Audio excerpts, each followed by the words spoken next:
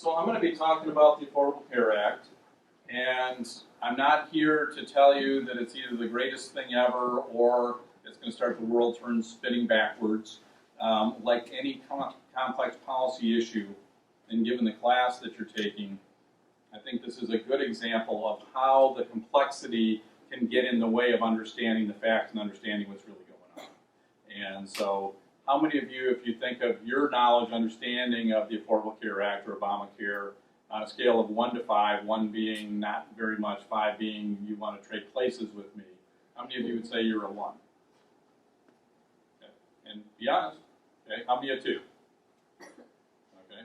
How many of 3? All right. I'm going to keep an eye on you guys. 4? Okay. 5? Nobody wants to. Okay. So what we're going to be talking about then, first off, and I thank you for all of your questions and thoughts coming into this. And so some of what you were interested in was what sort of led up to all this. And it's an excellent question. Why are we spending so much time and political capital and energy talking about this? So we'll talk a little bit about that and then break down the Affordable Care Act into pieces and parts. And they say, like any complex policy issue, it's not good or bad. All right, there's lots of pieces, there's lots of moving parts. Some of them might be good, some might be bad. Some of them might have been great idea in a laboratory. And you start putting it into practice, and it's a total disaster. With all complex policy things, there's all kinds of unintended consequences, right? And so again, whether it's a major transportation bill or Wall Street reform or any of those kinds of things, it's really challenging both to get it right when you're writing the law, get it right on the implementation, and then have people understand what's there. And I think healthcare in particular is particularly challenging because it's about 1/6 of the entire economy, and it's a very personal issue that affects all of us.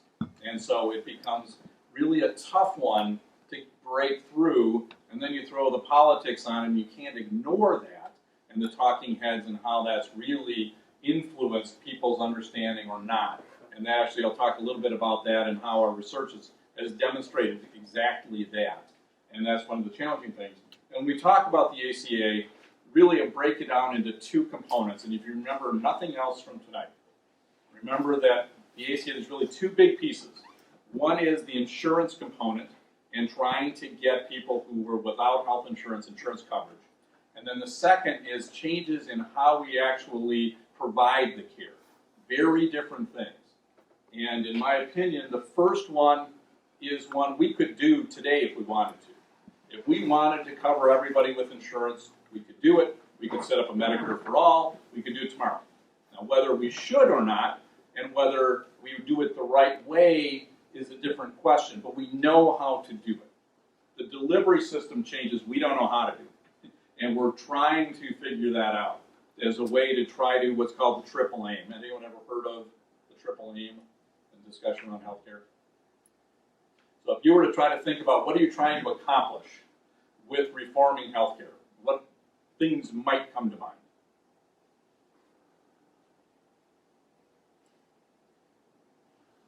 Quality. Okay. Oh, quality. Quality, right? Trying to improve the quality of care. And quality defined as what? The patient's like holistic care, I would say. Okay. Providing more holistic care to patients. There's something called the patient-centered medical home, which is a concept that really developed about 25 years ago around children with special health care needs. Because if you think about a child with a special health care need, you're not just trying to provide care for this sick child. You've got all kinds of issues with the parents and the family and the siblings and connecting between multiple specialists and all of these things going on. And that was considered the idea of a patient-centered medical home. Now we talk about what's something called a health home or a healthcare neighborhood, where you're trying to connect for any of us, depending, and particularly people with multiple chronic health conditions or what we call dual diagnosis people with chronic mental health and physical health problems. And there's many of them out there, and those are the high utilizers within our healthcare delivery system. So how do you provide a quality of care for those people that is higher quality? That's one of those. Yep. Efficiency. And how would you think of efficiency in healthcare? Like you don't want a big line at the door waiting 8 months to get your child care. Okay. So a part of efficiency is access, what we call access to care, right? So being able to get in. What might another aspect of efficiency be? So the other corollary would be the cost aspect, right? So you're trying to provide better quality care at the lowest cost you can and in the most efficient way, and you think about efficiency as a system, right? I was going to say cost. Yeah, and so cost is a huge one. How much do we spend on healthcare in the United States? A lot, yes. Good answer. A lot, too much, yes. We spend about $3 trillion a year on healthcare, and we'll talk about that a little bit. So yeah, that's a lot. More than budget dust, as they say. So what are some of the other things you think about that idea of a triple aim? The most obvious one nobody is saying. Why do we have a healthcare delivery system? And this isn't to pick on you. We forget this all the time in health policy discussions. Why do we have a healthcare delivery system? It's the right thing to do for what? Keep people alive. Well, You have to have a healthy society. If everyone's sick and dying all over the place, it's not going to Right. help the economy. right. Well, it's to keep us healthy, right? We lose track of that the reason we have a healthcare delivery system is to make us healthy. And we get into all these discussions about the mechanic, the access or the insurance or the this or that, and forget that it's about health. And that's something that you have to remember, and then it's what does health mean and how do you define it and how do you get there? But the health part. So the triple aim is trying to improve quality, make the care more efficient, and save costs at the same time. And can we do that? That's the challenge that we have on the healthcare delivery system side. So these are the three things, big drivers of healthcare policy, if you will, or why we're spending all those kinds of things, and this is what you were just sort of talking about. Cost, access, and quality. So how much do we spend on healthcare in the United States? I already gave you the answer to your quiz, so you get an A already.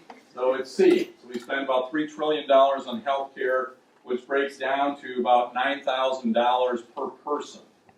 The thing that gets into the quality issue and the efficiency issue is that according to the Institute of Medicine, very highly regarded group of experts that are deemed appropriate to be a member of the Institute of Medicine, a report from there said that about a third of that is waste.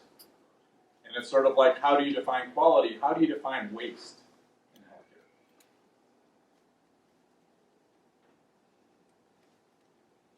Well, I guess that could be money that is being spent on things that are being overcharged for, I guess, like certain procedures or, obviously a lot of things, but like buying the things that you need to keep you healthy, and if we're spending too much on that.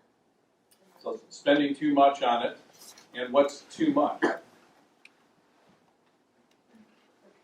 guess more than what would be deemed like a regular amount of profit. Like recently with the thing in the news about the company that was taking pills that were like $15 and then making them like $700. Like obviously that's such a large, that's like a huge amount, and you could have be so much less and still be making a really big profit. Right. There's aspects of it that I think most of us would agree.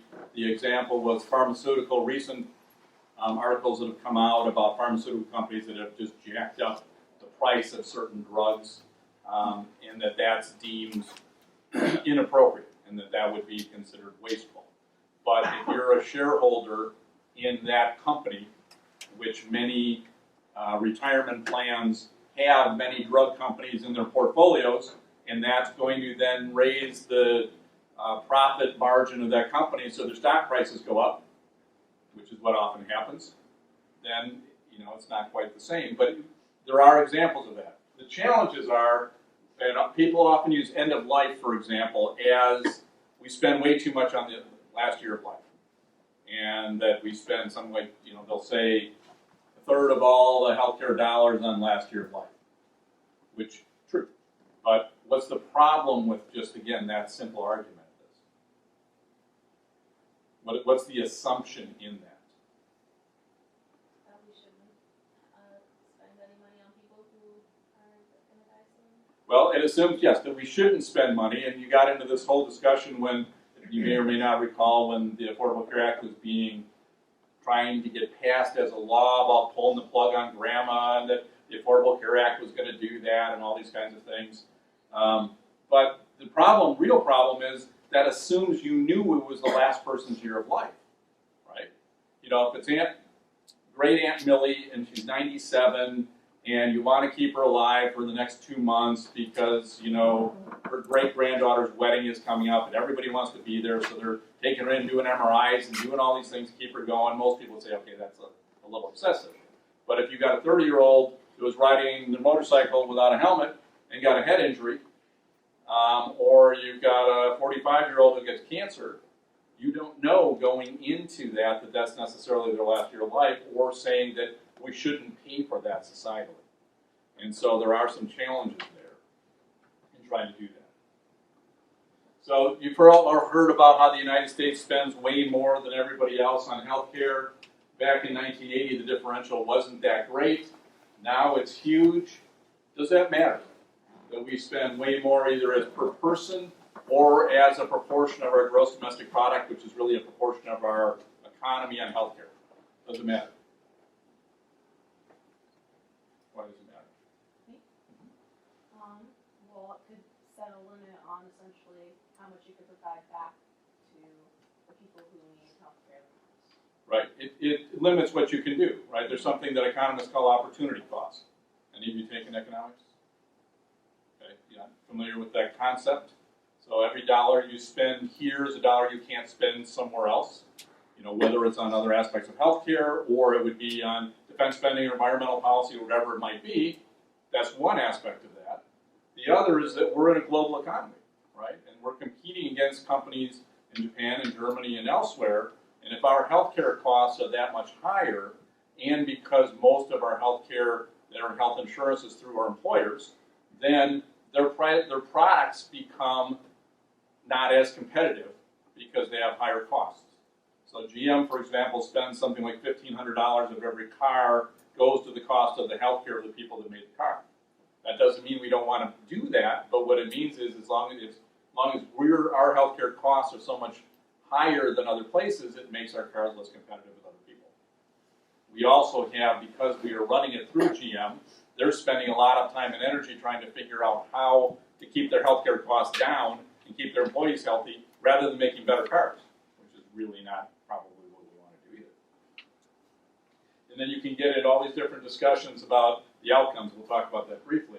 But when we said $9,200 per person, that's not, we all didn't use $9,200, right? Most of us use very little, and we've got a handful of people that use a lot.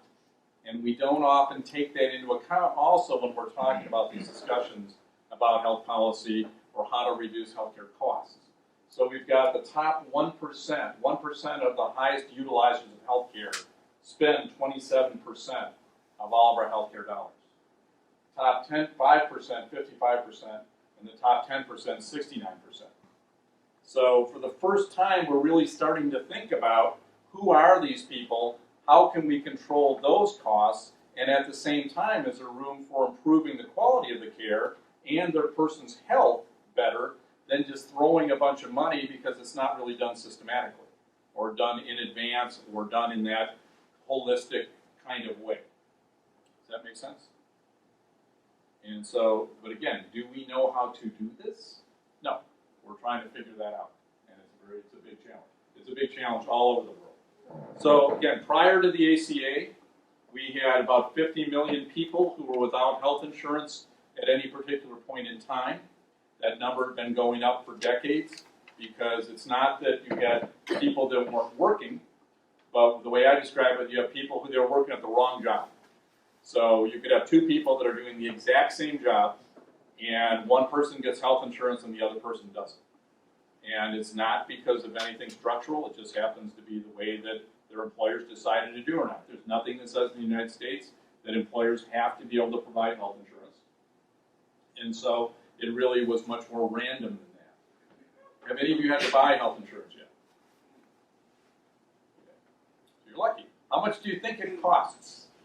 for a average family insurance, health insurance policy in the United States? $800 for like family of 4 a month. $800 a month? That would be nice.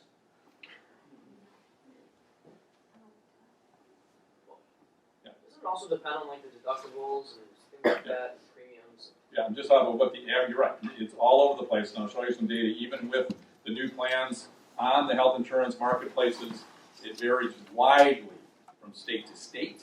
It varies widely depending on, a lot of things, even though they've been trying to standardize things under the Affordable Care Act, it still varies all over the place.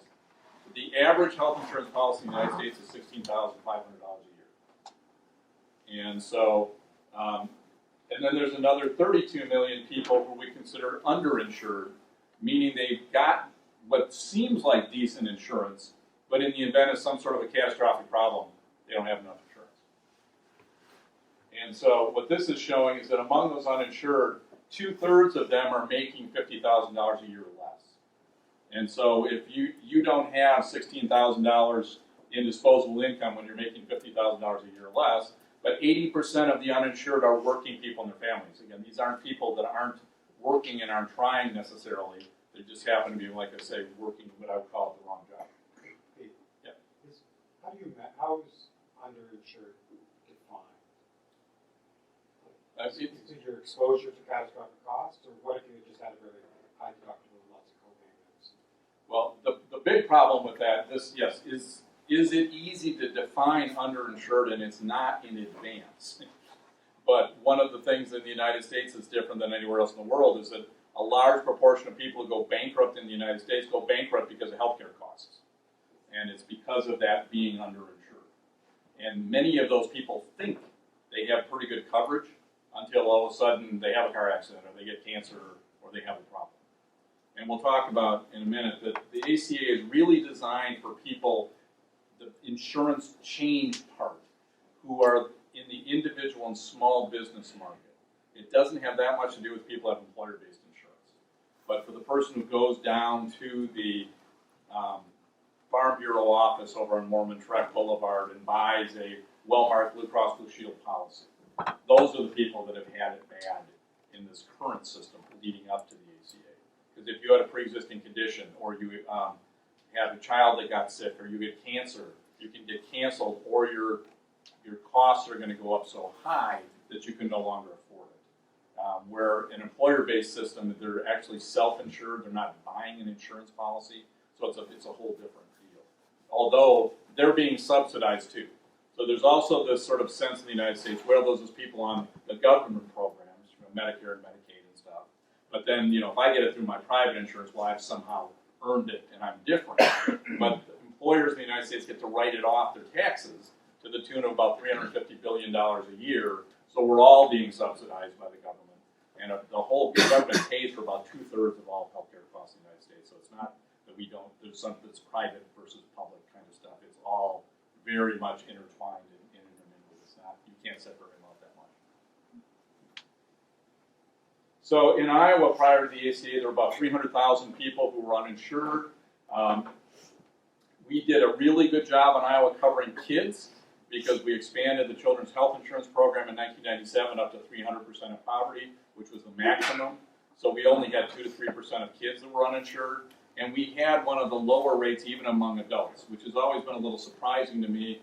You think about the farm economy and a lot of people who are self-employed and have to get insurance, but we do in Iowa. And so we only had around 13% total of adults and about 11% of parents that were without health insurance, which is one of the lower percentages in the country.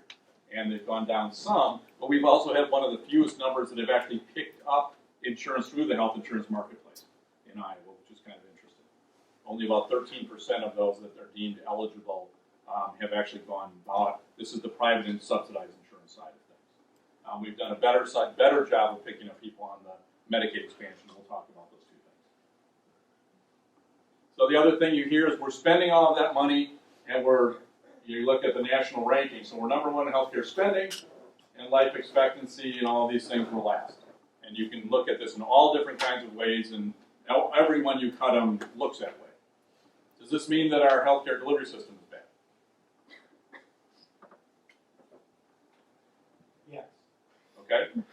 It makes it seem, yes, but what actually affects these things? Is your life, how much of your overall health do you think is related to the healthcare delivery system? Well, we're like the most obese country. Right. Part of it, so it's like you can't control it. Right, that's a part of it, right? You're getting at, right, this issue.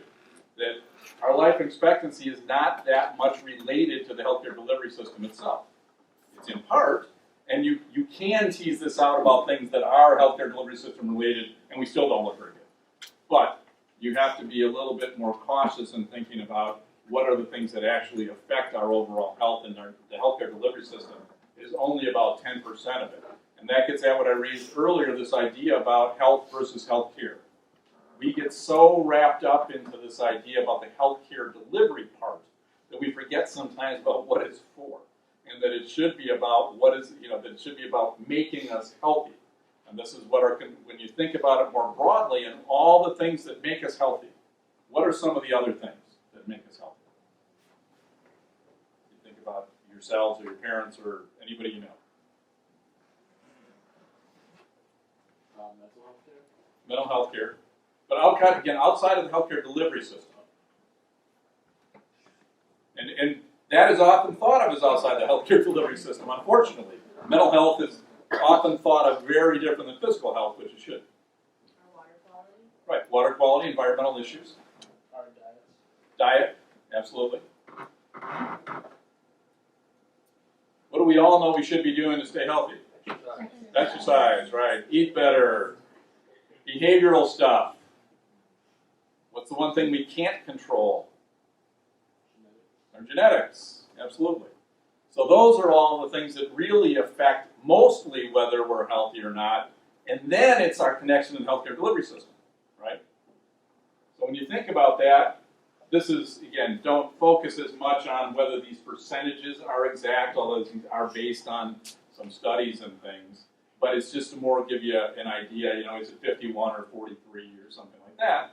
But roughly half of our health is related to lifestyle factors. You just talked about a lot of those, right? Diet, exercise, nutrition related to your diet, whether you wear a seatbelt, whether you wear a motorcycle helmet, all that kind of stuff, right? Firearms issues have now jumped way up in terms of impacts on overall health. But then environment's about 20% of our healthcare is related to environment and where you live. Huge increase in asthma in the last 20 years related to air quality kinds of issues. We try to then regulate those things and get a lot of pushback, right? Nobody likes regulation, nobody likes to do that, but whether it's water quality, air quality, all those things have a huge impact overall on our health, our genetics, and then the healthcare delivery system only affects about 10% of our health. But where do we put our money? In the United States, which is again somewhat different than in other countries. Well, about 1% into that affects 50% of our health. And again, you could argue with what falls into these buckets to some extent. But we put 90% of our resources into what affects 10% of our health.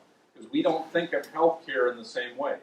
It's a business, it's where we go to get made healthy, but we don't think about all the other things. So that's where you start getting into those determinants of health.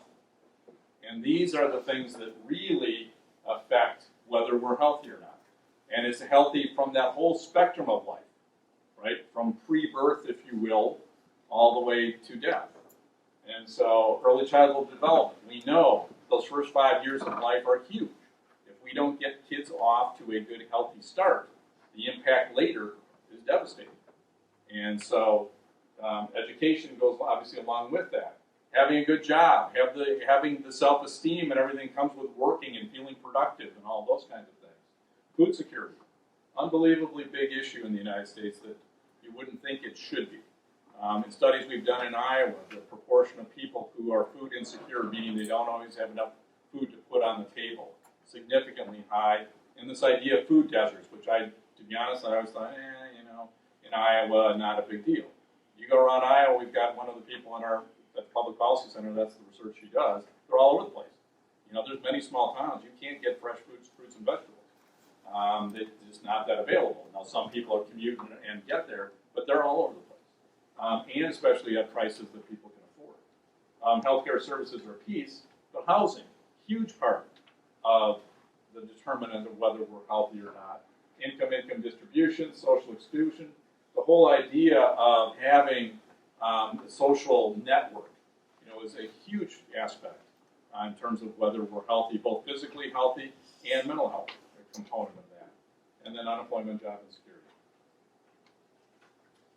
Okay. Any questions about all those things kind of leading up to this?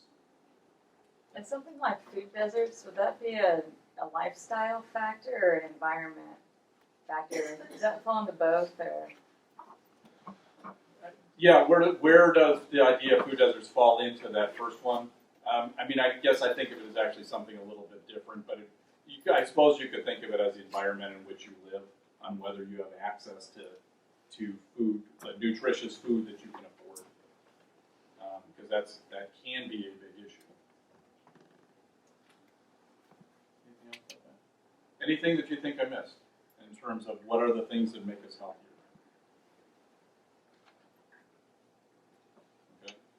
So, why then the Affordable Care Act? Well, we talked about some of that, and again, I think there's two different pieces of this. You've got the insurance expansion part. That one's pretty clear. That's that 50 million people without health insurance. 80% of them are working people and their families. There were big problems with the private insurance market that wasn't working well, in terms of people get dropped when they get sick, not being able to afford it, all those kinds of things. But then the delivery system, that gets at the efficiency issue. That idea that we're spending all this money and we're not getting the bang for our buck that we want to, and why is that? So that's where those changes sort of come in. And so as I was talking about, the emphasis in the insurance expansion is on that individual insurance market and the small businesses. Because it's the same issue with small businesses. If you've got 5 employees, and they didn't have to, small businesses don't have to provide insurance, but if you did, and one of your employees got sick, got cancer, you were often left with having to either fire that employee or drop coverage for everybody because all of a sudden the rates for your policies went through the roof and you can't afford it. Most small businesses in the United States are operating at a pretty small profit margin. They're not able to do that. So it's very similar here. The delivery system side, we're moving towards a lot of consolidation. I'm not going to talk about as much on this, but I'm happy to if you want to when we go into the discussion, just because it sort of gets dull, if you will. At the same time, that's where the real change is happening, and it's happening really fast. And this is the part that most people, in my opinion, are ignoring, and it's sort of ignore at your peril. Because we're creating these huge organized delivery systems in a hyper-competitive environment, and it's not necessarily the ACA that's doing it. It's actually the free market, if you will, that's doing it. It was ignited by the ACA, and we'll talk a little bit about how, but for the most part, it's the free market in healthcare as much as we have a free market that's really gone crazy with that. And there's some real opportunities. So this is what the Affordable Care Act with everybody who was a 1 and a 2 sort of feels like, right? It's sort of like there's all this stuff going on, and what does it really mean? And that's President Obama down there saying, maybe I should have been more specific. And you probably heard that, how many pages is the Affordable Care Act? Obamacare. Oh, yeah, like 2,800 pages, right? And you hear the people who are opposed saying, how could anybody read that? And, none of these people have ever read it. Any of you tried? Insomniacs that pick it up. And, well, if you tried, it doesn't matter if you read it because it's legalese, and it will say, we're changing these 4 words on page 33, line 27 of the Social Security Act of 1933 to be this. And that's a lot of what the language is. That's the way the law works. So it's not the fact that there's 2,800 pages of the law. If anything, yes, it wasn't specific enough, but that's the way it works. It's the millions of pages of implementation that it's going to take at the federal, at the state, and the local level to determine whether it's going to work or not. And that's where you really should be concerned about, because that's where it really matters and where really is going to impact whether it, when we say it works, but again, there's so many components that it's not just a yes, no, it work or not. And so it's whether this part of the law as implemented will work or not. and whether it will be better or not. And unfortunately, there were some questions about, changes to this. There have been virtually no changes to this to speak of. There's been a couple, but nothing much to speak of because of the politics of this. And it's really unfortunate, that we're sort of living in this world, if you will, of the politics of it, because there are things that both sides know should be changed and would make the law better. But the Democrats don't want to open it up because they don't want the Republicans mucking it up. And the Republicans don't want to open it up because the Democrats could make it better. And then if they made it look better, then it's going to stay, and the Republicans don't want to make it look good. So right now we've got a real stalemate, which is unfortunate in terms of trying to make it any better.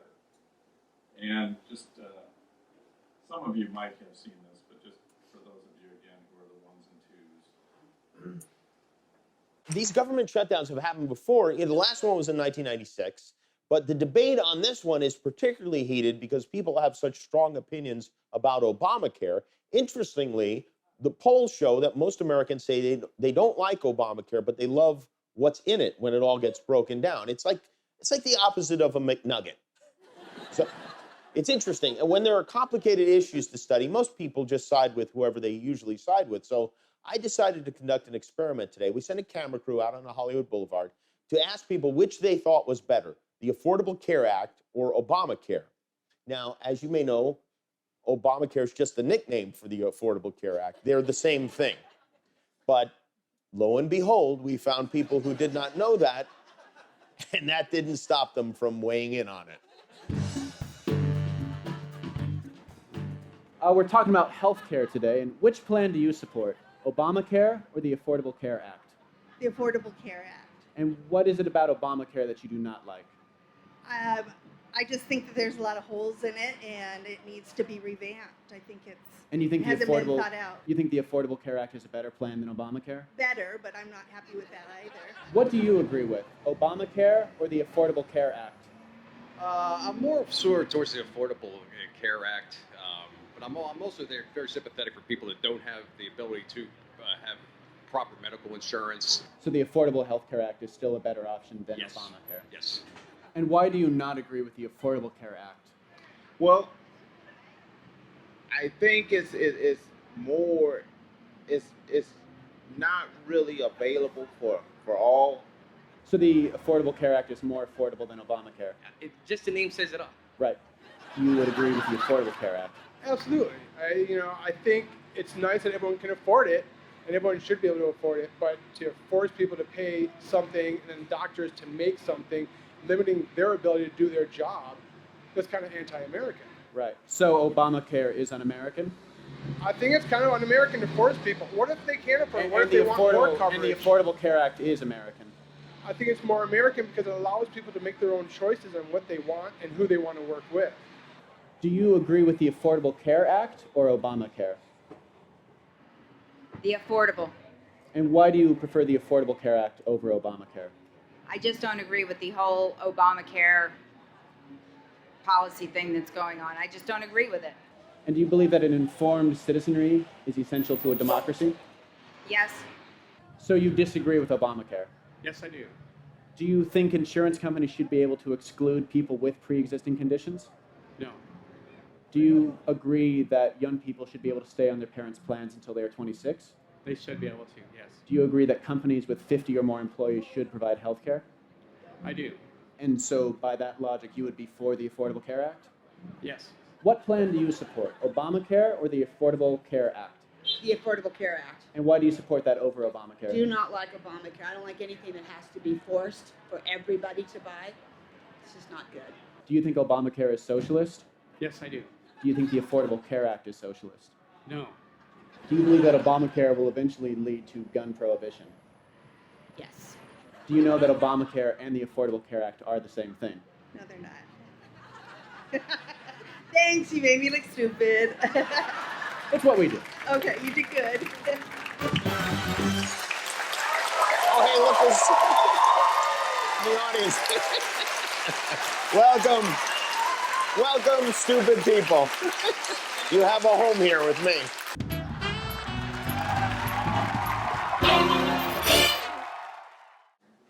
We have no stupid people here. So obviously a lot of misunderstanding about the Affordable Care Act, Obamacare, what does it mean, all those kinds of things.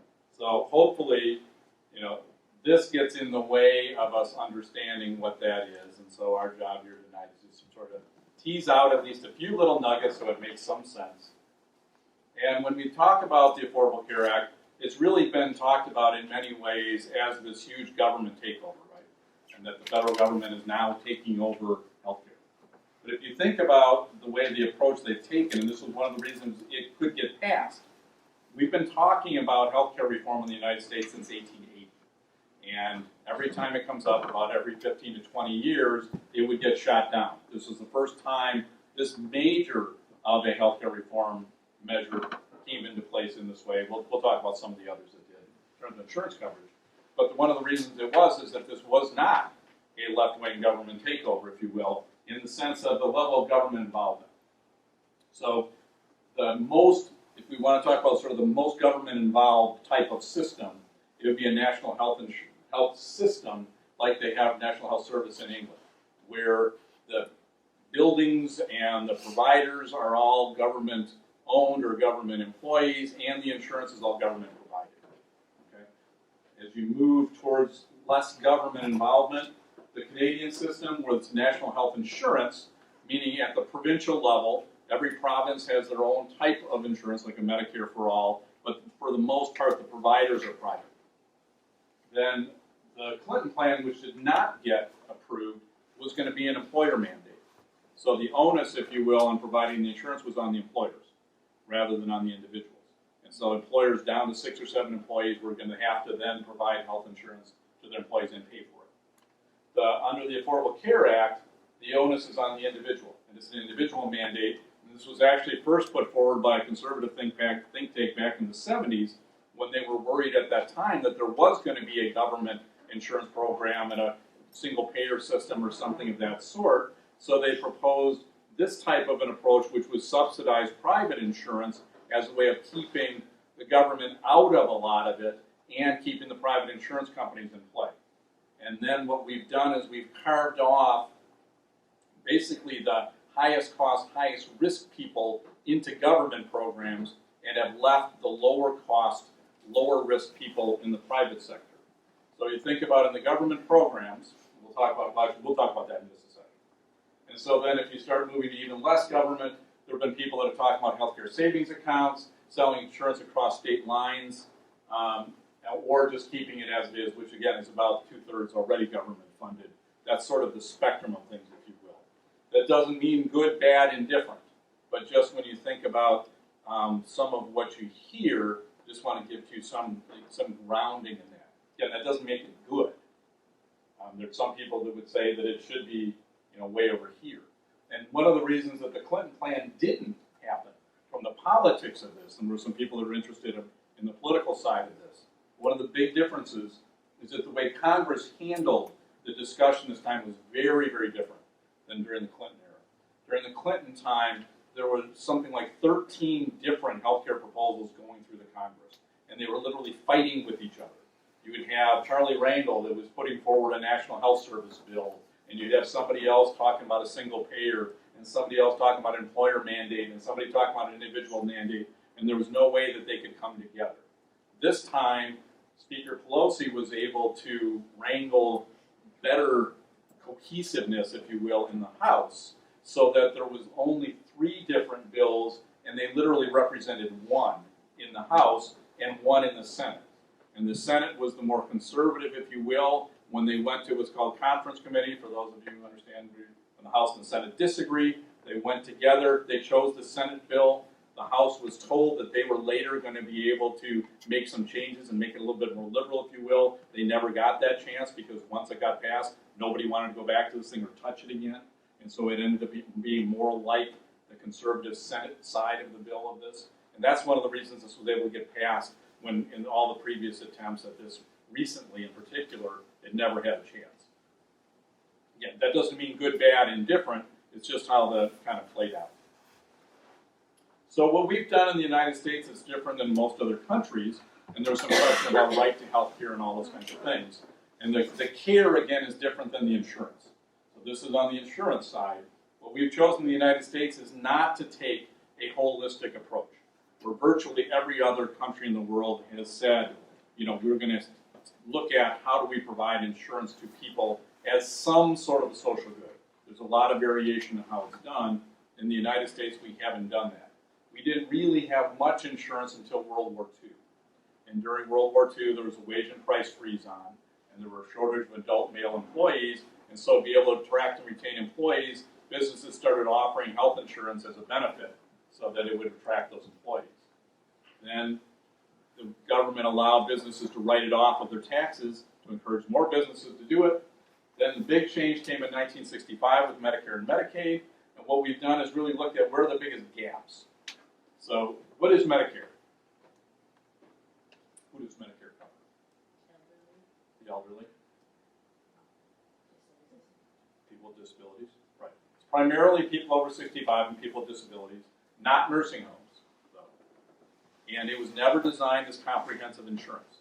It was supposed to be stopgap insurance because at that time, the poorest age category of people were seniors. Now they're actually one of the wealthier as a category. And because we had some employer-based insurance, once you retired, there was nothing. And unless you had a lucrative union policy or something like that. And that's one of the other things that was different back then. We had a much higher rate of unionization back in the 50s and 60s when you had 30-some% that were unionized, and now when we're at 7 or 8%, that's one of the reasons the number of the uninsured have gone way up in the last 20 years, because you don't have collective bargaining, and so you don't have the ability to get insurance through that mechanism. So we picked up the next highest cost, and then Medicaid was literally just thrown in for moms, poor moms, and kids on the side. But where does anybody know where the money in Medicaid goes? Let's think of it as sort of a poor moms and kids program. Where's the money go? Poor moms and kids are actually cheap. People with disabilities and people in nursing homes. And that's where most of the money in Medicaid goes. 2/3 of the money to 3/4 of the money in Medicaid actually goes to people with disabilities, children with special health care needs, and people in nursing homes. Because Medicare didn't cover it. Medicaid was not designed to cover it, but all of a sudden when it was put in place, you had all of a sudden all these old people who didn't have any money and fell onto Medicaid, and all of a sudden it's paying for all this nursing home care. Very, very expensive. And so now that's where the money is. And again, you'll hear a lot of discussion about Medicaid, and just like that idea of a small proportion of people who use most healthcare dollars, people don't talk about Medicaid that way. It's sort of like, well, if we keep these moms and kids off, somehow we're going to save all this money. And it's not true. We got to really, if we're really going to try to hold down costs, and it is a serious part of the state budget cost. It's a part federal, part state program. We've got to think about where the dollars are and how we're spending it. And that's not what we tend to do with that. Then in 1997, with the Children's Health Insurance Program, we picked up kids of the working poor and did a pretty good job with that. And now what the ACA, in terms of gap filling, is primarily low-income single adults who are working but don't qualify for Medicaid because you had to be categorically eligible, meaning a poor mom, kid, something like that, as well as being poor. And so that's who we're trying to pick up, people with pre-existing conditions, and then that individual and small business market. Okay, does that make sense? So this is the way we've taken a much more incremental approach here than most countries have. So what was already in place prior to the big deal last year with the individual mandate? Well, a lot of things. From 2010 to 2014, there were 50 different things that actually fell into place. Do most people, are they aware of it? No. We've done studies just like that Jimmy Kimmel segment, and you ask people, are you for exactly this? Covering children on your parents' policies up to age 26. Oh, absolutely. Should we get rid of pre-existing conditions when you're trying to get insurance? Absolutely. Blah, blah, blah. Are you for Obamacare? Oh, no. It's horrible. And the disconnect is, again, it's unfortunate because you want people, whatever policy it is, to be making that decision based on the merit of the policy. So we got rid of that, getting rid of pre-existing for kids first, and then we got rid of that for adults last year. Trying to make insurance companies more efficient. So in the past, they could have any profit administrative margin they wanted. Now they have to be at 15 to 20%, depending on the type of insurance company, of administrative and profit costs. And in Iowa, Wellmark does a pretty good job. Other places in the country, not so much, to the point that last year they had to give out $1.8 billion in penalties because they couldn't get to this. And we talk about the inefficiency of government programs. Well, Medicare and Medicaid administrative costs are actually about 6 to 8%. And we're trying to get the private insurance companies to do this. A lot of preventive coverage expansion. There are some questions about that we can talk about. And then the ACO stuff began. And we'll talk about that in a little bit. But then last year was sort of when it felt like to many people it really began. Because that's when the individual mandate. And that's when you had to start showing on your tax form that you had insurance coverage. And that's when the Medicaid expansion in the marketplaces started. Now, interesting, the Urban Institute, which is a slightly right of center think tank, did a study right about the time when the Supreme Court case was ruling that the individual mandate was legal.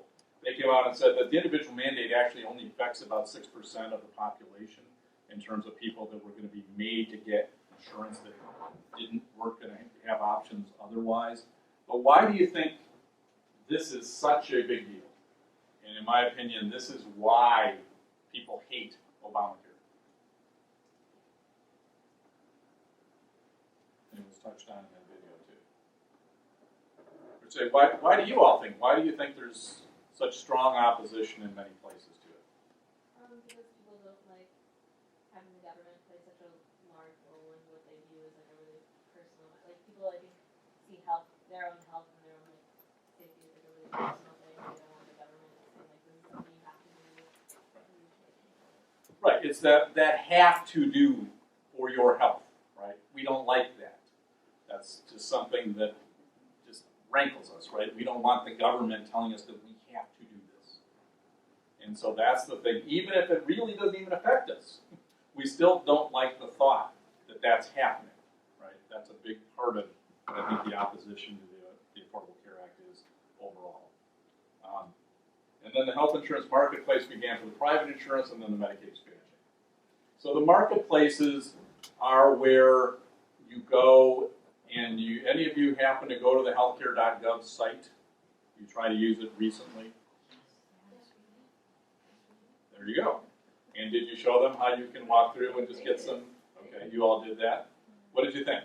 Easy to use, hard to use? Pretty easy to use now, right? What do you know about when it first started? Right? Disaster, right? First 2 months, awful. And it was. It was terrible. They weren't ready. I mean, and there's lots of reasons why and all this kind of stuff, and it's kind of interesting in its own way. But yeah, it was really bad at first. And like any new huge program, and they were way behind and lots of other stuff going on. But actually, the thing that I like about that from a political story perspective is that if a lot of people use it, if you don't like government, it's an example, see, government can't do anything right and they screwed it all up, right? Or if you want to spin it the other way, they actually hired a bunch of private contractors. And you say, so it's actually the private contractors. If the government done it, it would have been fine, but they hired all these private contractors and screwed up. To the point that in Oregon, they spent $46 million with Oracle. Very, good company and database management kind of stuff, and got nothing at all out of the $46 million they gave Oracle to build their state healthcare exchange. And so now they're in court, as you can imagine. But they ended up with nothing, and Oregon just said, forget it, and we're going to go with the government healthcare.gov site because it was better than the private one. So I think that's just kind of a fun aside. So it's this whole thing that government good, government bad. Again, just try to tease it out a little bit more intelligently than that. There are times when it's good and there's times when it's bad, and all those kinds of things. So the healthcare insurance marketplace, for those who went to the healthcare.gov site, right now it works pretty well if you can go in, put in your personal information, see what plans are available in your area, see what level of subsidy you can get. And then with that amount of money, you can then pick a plan. Is it easy to pick a plan? And you probably really didn't get to that point. But not really, right? So what do you think the biggest thing most people are going to do when they're trying to pick a plan? What are they going to look for? Right, cost. What's the cheapest one, right? Until they need it. And then what are they going to start looking for? Coverage meaning what? Well, right, they don't want to have to pay any more out of pocket, but usually the cheapest one has the highest deductibles or co-payments or all that kind of stuff, right? What else? That it covers what they need to cover. Okay. covers what they need in terms of services, right? And what else? Right, that they're providers in that network. And unfortunately, many people don't do that, whether it's you get your choices through your employer and you're picking, or you're doing one of this. Again, it's no different in that regard. But it's really hard to know in advance how do you pick a plan that's going to suit you. But at least with this, the state, and this is true with all health insurance plans, insurance is regulated at the state level. So the state insurance commissioner's office makes sure that the plans that are available in the state do meet certain standards. And so when you're picking plans, at least you have that, but you still have to be very careful. So right now, the open enrollment period runs until January 31st. And so just like with private insurance through your employer, there's a window of time during the year where there's an open enrollment period where you can choose, or if you have some sort of a life event that happens, you get married or something else, you get sick or something, you can change. Yes, sir? If insurance is around the state level, then why is the federal government doing this? The federal government's it's just facilitating it, they're not doing it, which is again another one of those sort of misperceptions that it's the federal government that's sort of taking this over. There's huge variation among the states with this. And in fact, what it's really done is put states on steroids. And instead of more efficiency because of that, in my opinion, there's a lot of examples of actually being much less efficient because you got every state doing their own thing. Instead of having the federal government actually control more of it. There's very little that the federal government actually took over, if you will, with this and said this is the way it has to be done. Now they regulate, they do have some guidance because it's federal money that's paying for a lot of this. But like the health plans that are available at every single state, they're going to vary from state to state. The costs are going to vary from state to state. All of those things. It's not, the federal government's not doing that. They're facilitating that online system, if you will, and some regulatory things. Does that make sense? Yeah, I got it. So again, that's one of those that's kind of a misperception about all of this. But so where does the individual mandate come from? Which is a great kind of where this kind of comes from. Why do we have the individual mandate at all? To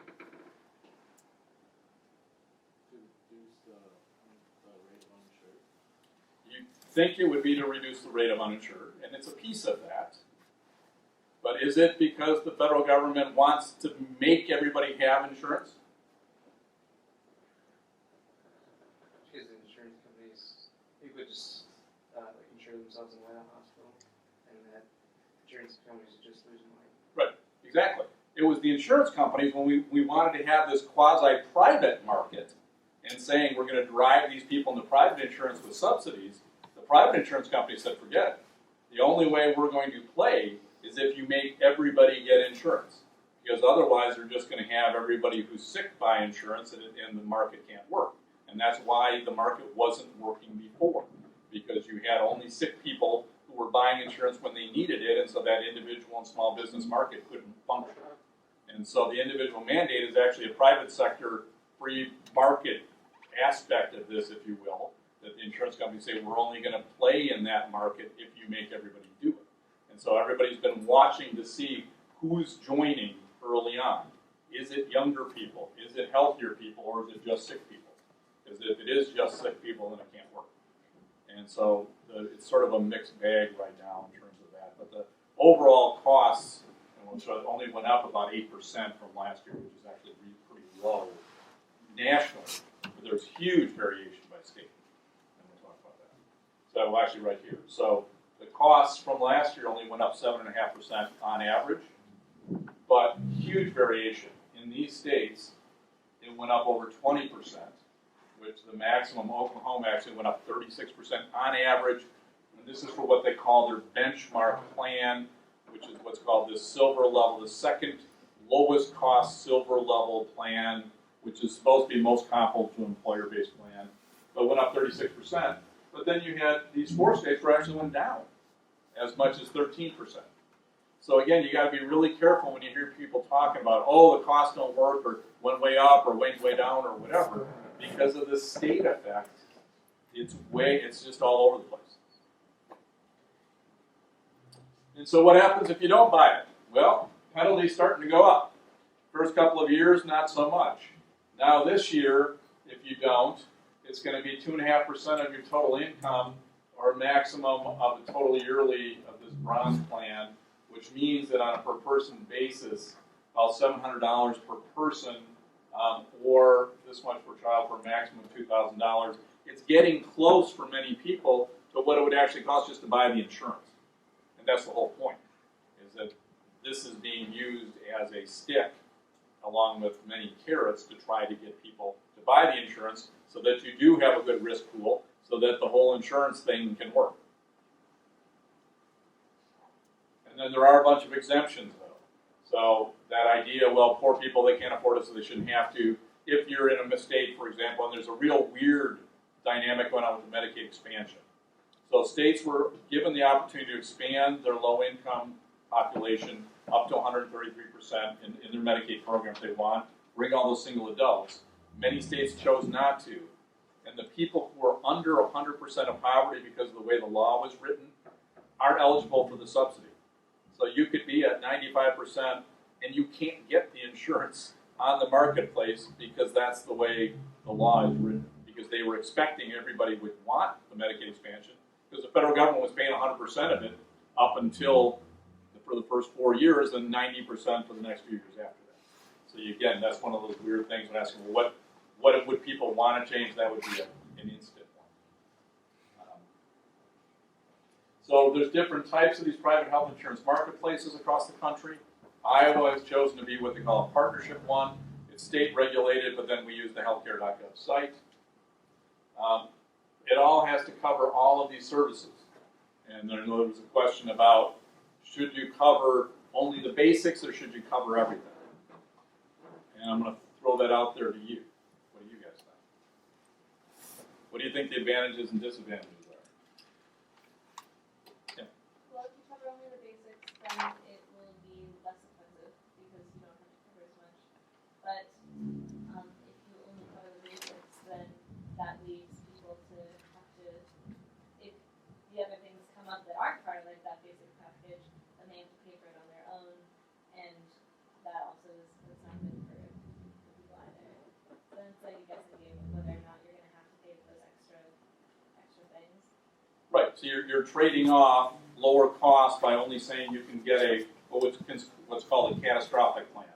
Only kicks in if you have something major happen, and this can be pretty cheap. And those have been available, but now they're not what's considered ACA compliant. And that's going to start kicking in next year where they have to be. Versus, this is what we deem that everybody needs to be able to stay healthy. And when you start thinking about that triple aim and you start thinking about those people with multiple diagnosis, the dual diagnosis, mental health, physical health, all those kinds of things, you need all of these kinds of things to be able to stay healthy. And so which way do you want to err? With the ACA, they err toward inclusion. And that all of the ACA plans have to have all of these different things to be considered. But that's one of those policy trade-offs that you could have difference of opinion with. Then when you get there, you may have seen when you go to the healthcare.gov site, then you can pick what's called the bronze, silver, gold, or platinum level, which has to do how much your out-of-pocket costs are. So that idea you were talking about with the deductibles and all of that. So you can buy a cheaper one, but then you're going to pay more out-of-pocket. So you could still have an ACA plan and still be underinsured, if you will, if you don't have the differential to pay for that out-of-pocket later. But a lot of people, again, most people, about 2/3 selected the silver plan. Then the Medicaid expansion, the blue states are where they did it. The gold states is where they did not. Again, a red-blue state kind of thing to some extent, but not entirely. For those of you who are political junkies, what happened in Kentucky last week? Anybody know? Have you followed the election at all? The Democrats lost. What did the Republican governor run on?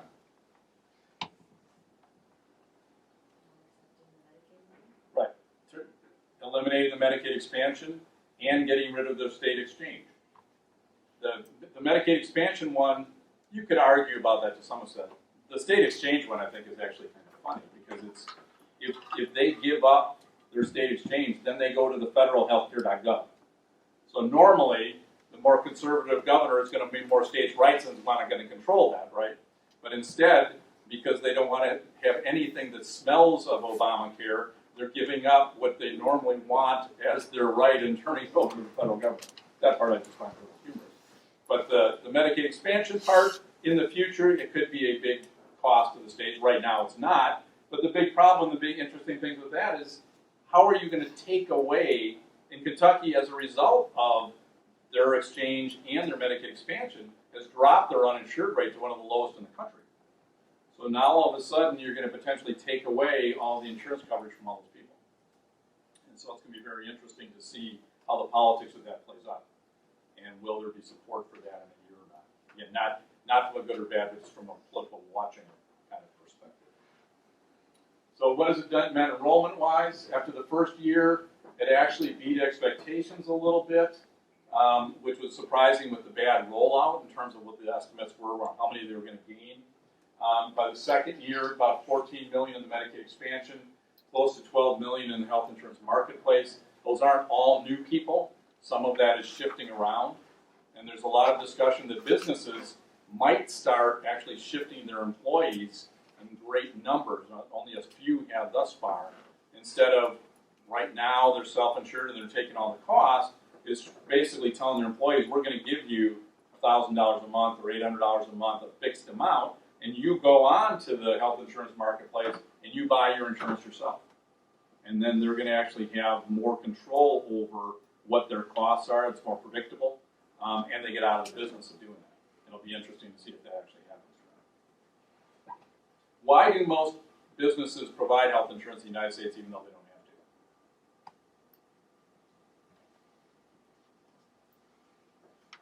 Because it provides an incentive to sort of get employees to want to come work for them as opposed to working for other companies. Right, it's a recruitment and retention issue, right? So there's been a lot of talk, well, with this, that employers are going to start dropping it. Well, they're not going to drop it, and they're not dropping it because it wasn't there that had anything to do with the law before. They were doing it for business reasons to try to recruit and retain employees, and that's still going to be there among the good ones.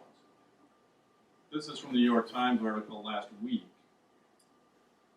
that is just sort of an interesting interactive map of where the uninsured are now, where we are at this point in time. And if you recall where the Medicaid expansion states were before and where they've chosen not to, you can see that same parallel with where the uninsured are. Because that's who the largest group of the uninsured are, low-income working people and their families. And most of them, Texas and Florida, represent over 50% of all the uninsured adults right now between those two states. And there have been discussions about there whether to expand or not. But that's sort of what you're left with. As you can see, Iowa's one of the best in the country in terms of the rates of uninsured. And Kentucky, again, as we were just talking about, has done a pretty good job compared to where they were at. But it's kind of an interesting map where you can actually cover over each of the counties and see what the rates are.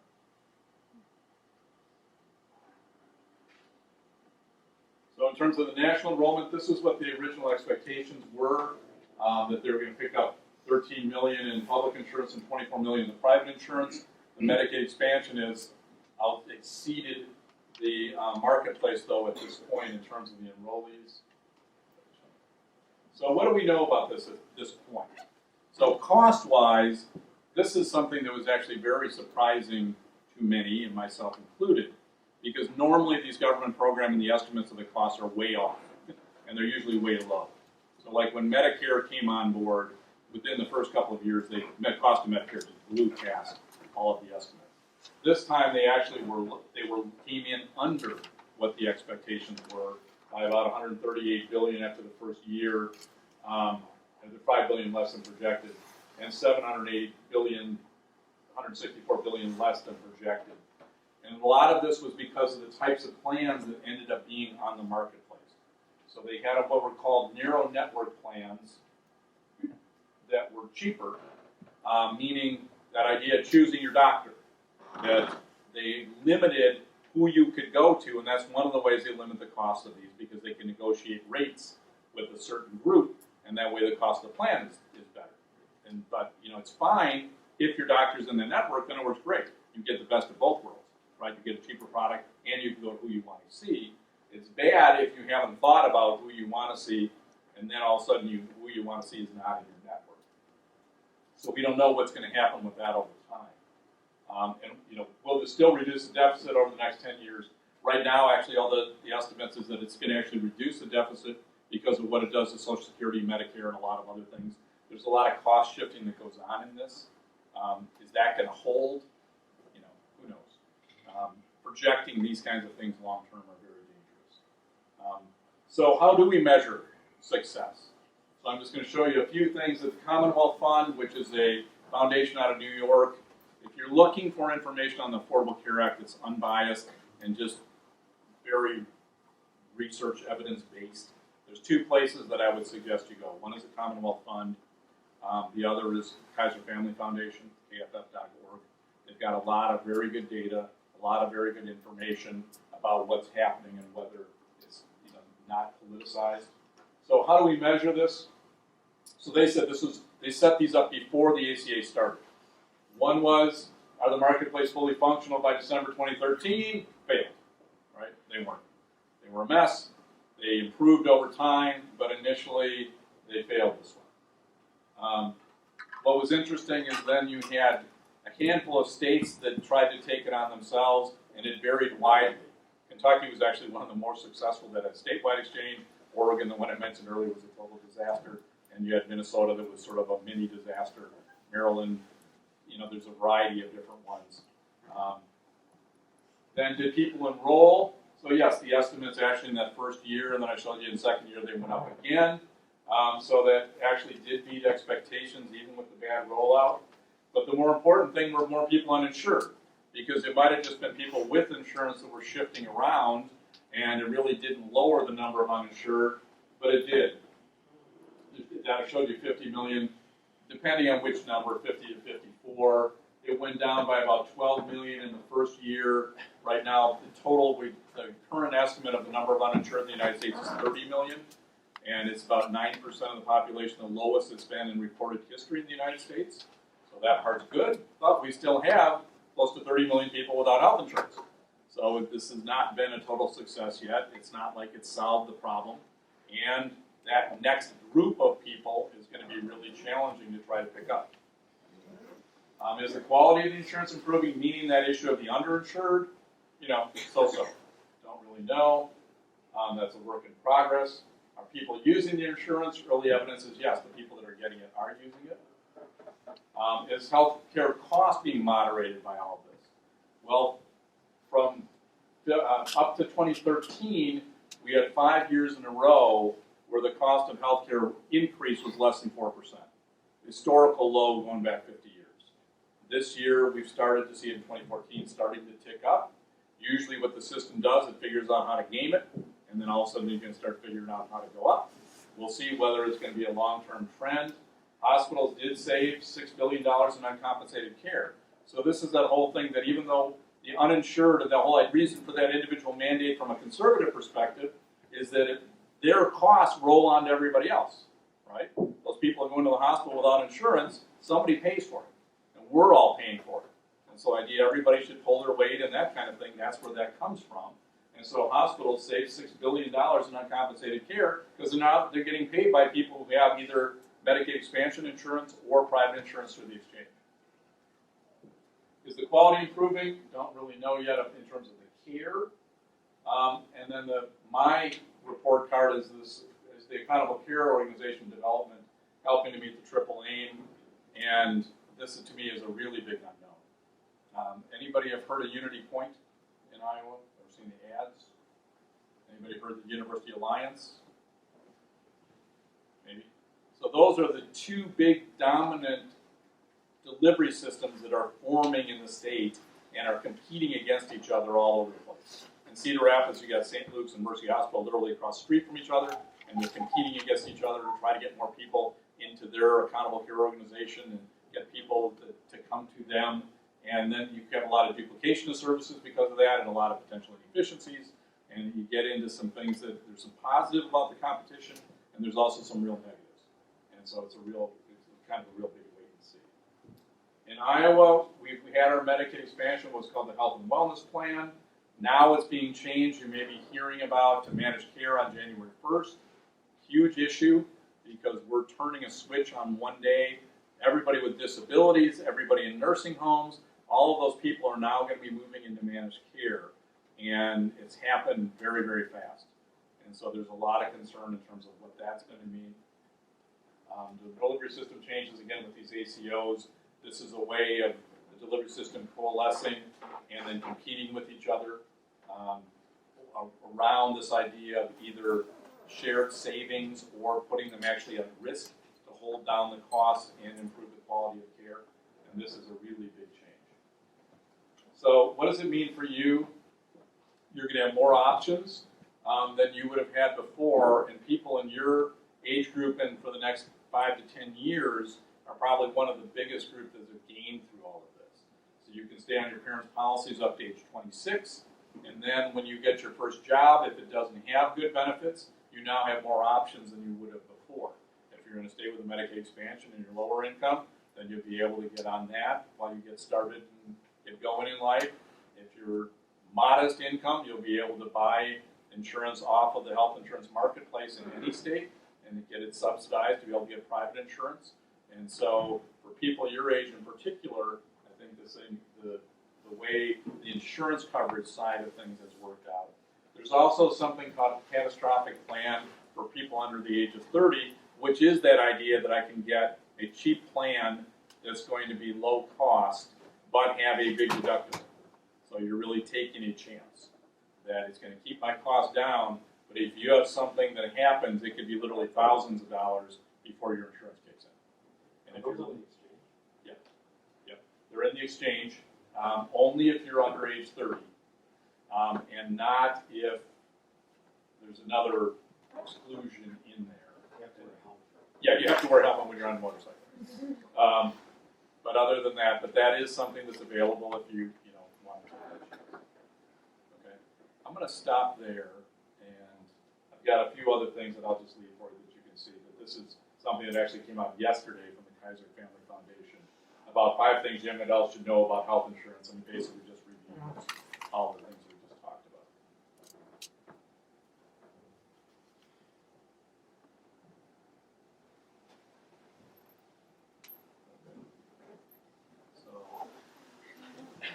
Any questions or thoughts?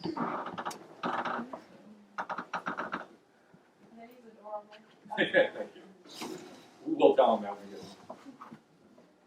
He's a good rescue dog. Any guesses on what he is? Rottweilers, what many people say. We don't know. That's part of the fun of it. Everybody can. What is he? So this is a discussion of what's in it? Yeah, exactly. The discussion is all about what's been. Does Vinny have health insurance? No, he doesn't. His parents' wishes he did. He turned 27, so.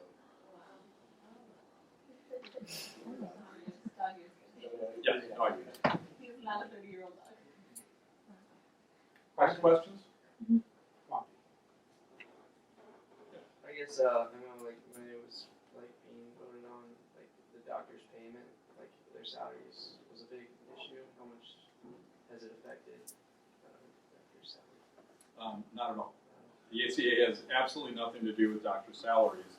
All those other changes that are going on in the delivery system do, and are happening outside of the ACA. This delivery system change and all those kinds of things are happening rapidly. There's a lot of changes that are going on for healthcare providers right now. It's making it very difficult. For those of you who know healthcare providers that are frustrated because of things going on, whether it's the electronic health record, and now they have to get used to a new system, and that system doesn't work or won't talk to something else, or that they now can only refer to certain people, or this or that. There's a lot of changes going on. There's a lot of things that get blamed on the Affordable Care Act, but physician salaries there's nothing in there about physician salary reimbursement, anything like that. What about the Medicaid expansion? The reimbursement for Medicaid hasn't changed. Well, that doesn't mean that providers like the reimbursement that they get, okay? But that's not related to the ACA. I mean, they've never liked Medicaid reimbursement, for example, tends to be low. Medicare reimbursement actually can vary depending on what procedure, high or low versus private insurance. But just because it's private insurance doesn't mean you get reimbursed well either. And so you do have those things.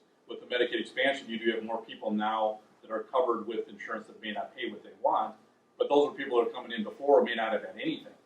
And so, and that's why that uncompensated care issue with the hospital is why they had so much of that uncompensated care go down, because they're now getting paid for somebody that didn't before. I think you was first and then you. Yep.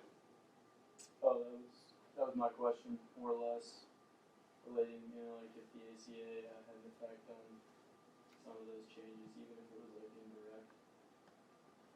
Like there are changes that doctors don't like. Right, and I mean, there's a lot of things that are being blamed on the ACA by providers.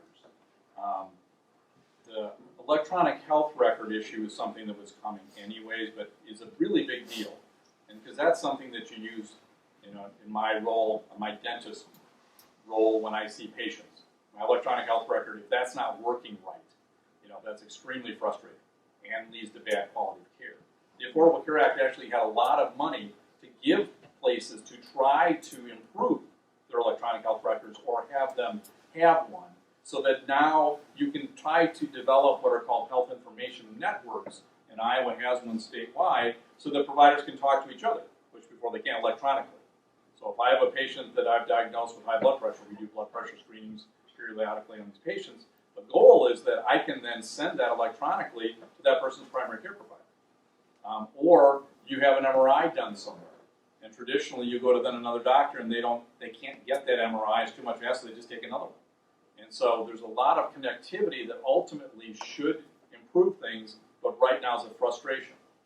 In this world, the payment world we're in right now, most of what healthcare has been is what's called fee-for-service. So meaning you come in for something and the doctor gets paid for whatever it is, for whatever kind of provider. As we move towards this ACO model, it's moving towards this risk-based or reward-based system. You're going to get paid for a population of people. And the whole goal is to try to keep them healthy and keep them out of the hospital, keep them out of the emergency department, and out of the hospital readmission after they've been in ways we haven't before. And that's going to change, again, the payment model. And that's not something that, again, providers, they go into healthcare because they want to make people healthier. And they don't want to have to worry about all these changes. But there's a lot of things that are happening really fast. And if you're a doctor, you might have these patients that are fee-for-service. And so what you're being told is do more on them, right? Get them in, do as much as you can, because that's where you're going to make money. Then you got this group that are in this ACO and a risk-based payment model, and the whole goal with these people are to keep them out. And so it's a really frustrating place for me. They talk about it as having a foot in two canoes, and because the system doesn't know what it wants to do yet. And that's not the ACA necessarily. The ACA you could blame because at the very beginning they started what were called 13 Medicare ACOs, and Iowa had one of them up around Webster County, which is around Fort Dodge. What's called the Pioneer ACO, which was a demonstration, and this was again a free market way of trying to influence and input competition into the system. But then the private insurance companies and others started seeing this and are trying to move in that direction as well, because that's how they feel like you can improve quality and reduce cost, because you're trying to manage the care of this population. That's where I was saying, but we don't know how to do that. We don't know, what's a doctor's population? We don't even really know how to define that. We have ways of defining it for this, but when you really think about who am I responsible for, it's that person, in the operatory with me, right, or in my exam room. That's who I'm responsible for, not that person who's never come in but has diabetes and is a train wreck and is waiting to just go into the emergency department. And that's who we really want you to care about. But how do you make that work? And so it's a real frustrating. It can be frustrating. It's a huge change. So I remember that there was concern from Catholic hospitals and private hospitals about them being forced to provide contraception to some of their patients. Was there ever a solution to that? Did they get an exception? Right. The whole issue about religion and contraception. There's been an aspect of that has gone all the way to the Supreme Court in the Hobby Lobby case you might be familiar with. There are other ones that are working its way up through the courts. And what the ACA has said is basically if you're a church, you don't have to do it. If you are a church affiliated, like you're a church hospital, you do. Because your employees may or may not have the same religious views you have, and that it's basically that people want it. And so that's still working its way through the courts. Again, you could argue, that's a personal issue, I think, of whether you think that's the right thing to do or not. Just like with anything about the government saying you have to do this, we don't like that. But at some point, you do have to say, yes, this is a public good and we have to make this happen. And often it just sort of becomes what we're used to. Just like a smoking ban here in Iowa City. When it was first put in place, the idea that you couldn't smoke in a bar, it's like, well, this can never happen. I remember, going into bars, not that I'd ever go into a bar, but should I walk by one and the smoke would be coming out, you wouldn't take your coat in there because it would stink. Now you don't even think about it. And now the thought that you would walk into it. So we do adjust. Where you adjust and why and how, that's the policy discussion. And that's what we should have good political discourse about.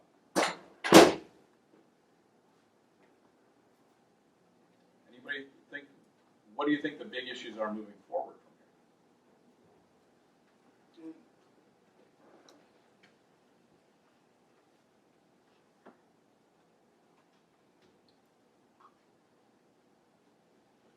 I think it's just un-American. When we did the historical thing the day before you came, we did a historical, they went to the archives and looked at arguments pro and con at these different times historically in healthcare reform. And many of the arguments against was that it was, socialist, communism, un-American. So I'm half joking. No, there is that feeling, right, again, because it's feeling forced and that we don't do that. But there's also this, I think, misperception that we get insurance through our employer because we're a free market economy and somehow that's the way we should do things. And that's not it at all either. It was much more random and happenstance, and then we're trying to fix the random and happenstance by filling in these different gaps. And, the whole question about is healthcare a right or not, or is health insurance a right or not? Again, that's a personal preference. But there are definite economic and other implications when it's not. That when people get sick, they're going to get healthcare. And we know that the uninsured go in when they're sicker, and they go in and it's more expensive than had they gone in sooner.